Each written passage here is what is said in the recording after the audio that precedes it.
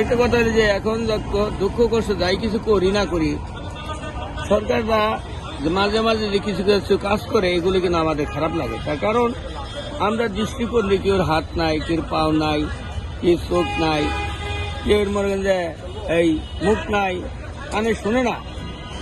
এই সরকারি পুলিশের কিছু কিছু পুলিশ আছে এরা করে ধরে নিয়ে ভবগুড়িতে আটকাইয়া কিছু জেল জরিমানা করে। এটা কিন্তু করাটা ঠিক না। আমরা কি দেশের নাগরিক না? আর আমরা কি দেশে কি ছিলাম না? আমরা দেশে যদি ভোটার আইডি কার্ড থাকিয়ে থাকে তাহলে আমরা তো দেশের নাগরিক। এই কাজটা কেন করে? এটা বেশিরভাগ বিএনপি সরকার করতেন। তারপরে এই বিএনপি সরকার আমলে আমরা 2টা দিন আমরা বাইরে থাকতে পারি নাই, অত আইয়া মাস সেখানে রয়েছি, আবার আমরা জেলখানায় ঢুকছি। এইরকম ভাবে মনে করেন যে বহুত নির্যাতিত হয়েছি। কিন্তু এই যে আমলি সরকার থেকে গেল, এরশাদ সরকার থেকে গেছে, কিন্তু এরা কোনো সময় ভবগুড়িতে নেয় নাই, আর এরা এই কাজ করেও নাই। বিএনপি সরকার এই কাজটা করত। সেই জন্য বিএনপিকে আমরা ভালোবাসি।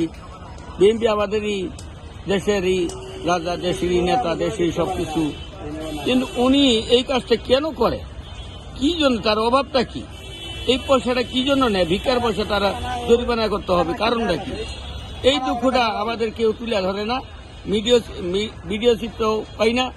এমনকি এই যে আইস চ্যানেল বা এনটিভি, তারপর বিটিভি, এদের মধ্যে বহুত আমরা সাক্ষাৎ দিচ্ছি, ওই কোনো সাংবাদিক এই কথা তুলে ধরে নাই।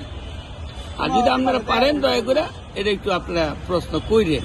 হাত আছে, পাও আছে, চোখ আছে, অন্ধ ভিক্ষা করে, এলে না তুলিয়া কানা খোলা সত্যি তুলে গাড়ি মেরে আমরা কি হত করছি? পারা না হাত পা করা কাজটি খাতে ওকে ধরাতে আঙুল ধরে গে